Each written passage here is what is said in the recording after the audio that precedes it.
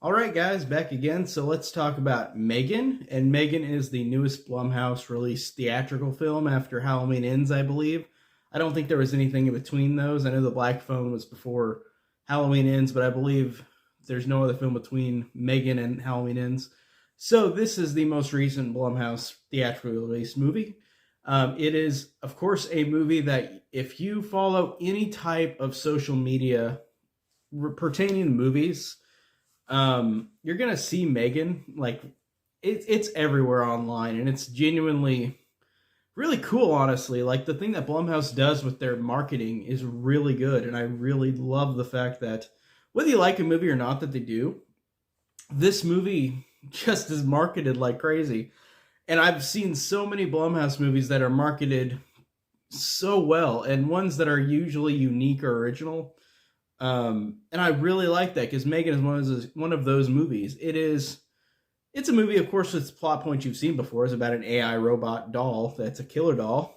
The first thing I think of immediately is the Child's Play 2019 remake, which I thought was really good, and I love the original Chucky films as well, that franchise too. But this movie is similar to that in that instance, but not where it like takes away from everything in that movie. It's just it has some similar things to it. The idea is similar. The basic plot of this is there's a little girl who is taken in by her aunt, played by Allison Williams, who is a developer of AI and robotics, and she is creating a doll named M3GAN. And the little girl becomes attached to M3GAN, and M3GAN starts learning too much, as every AI robot does in movies like this, and she starts going crazy. And the thing I really appreciate about this is that this movie is just really creepy, and it's got some funny moments to it. I like the fact that it feels like it's definitely rooted in old school horror in terms of how goofy it is, but also it's serious, but also it's creepy and bizarre. I love when movies like this are not cut and dry. Like this movie is not just a serious movie. It's it has moments of seriousness, but then it has moments of M3GAN dancing and doing silly or singing Titanium, like stuff like that. I really like. I think that that makes this movie really fun and funny. Um, it does a pretty good job with the characters too, because you do become invested in Allison Williams' character and the little girl, and you get invested with their relationship. And while it's simplistic, it works, and I thought it was good, and I thought the performances were all really good. I thought Allison Williams is always a joy to watch. She's always enjoyable.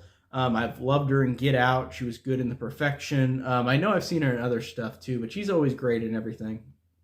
Um, the little girl, I don't remember the character's name for the little girl, but she is great, or the actress's name. Apparently, she's the sister of the girl who was in The Black Phone. So both Universal Blumhouse movies.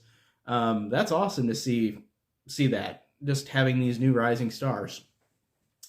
Now, people are going to talk about this movie with it being a PG-13, and I'm not going to lie. Before I saw the movie, I'm like, I'm gonna maybe be annoyed slightly because it's PG-13. I could maybe be annoyed, not all the time. There's some great PG-13 horror movies. I'm not saying that at all. Um, I love some PG-13 horror as well, and sometimes you don't have to have gore. And this movie didn't really need it. It's weird because they said in interviews that this movie, while being made, was just gory enough to where it was gonna be an R rating, but you could easily cut those moments of gore, and it really worked. Like in terms of like, it really was fine with not having the gore in it. Like it's like a couple seconds of gory effects that would probably be inserted in the movie, but really, despite that, it didn't matter that much to me that it wasn't in there. It would be different if it was like the whole movie was an old slasher and it was completely not gory. That would kind of irk me, but this movie is not that. It's not trying to be a slasher like in that way. It really did work for me despite having that people having that issue. Like I was totally fine with that. I didn't mind the fact that it didn't have much gore in it. You've got other gory movies for that. And like I said, it really does a good job of being interesting and fun, and it definitely surprised me and just being one of those Blumhouse movies that I enjoyed. And there's so many Blumhouse movies I love. There's some I don't like or I'm okay with. But this one is one that's really pretty high up there. It's not the best overall, but it's good. It's definitely a good one in terms of Blumhouse's library. So I'm glad to have seen M3GAN. I'm glad it's doing great. Apparently they're already greenlighting a sequel, which is fine with me. Give me more of those. That's fine. I'll see them and I'll review them. So that's it. Pretty much all I can say about M3GAN. Really enjoyable, fun time. That's it. I'll see you guys later. Take care.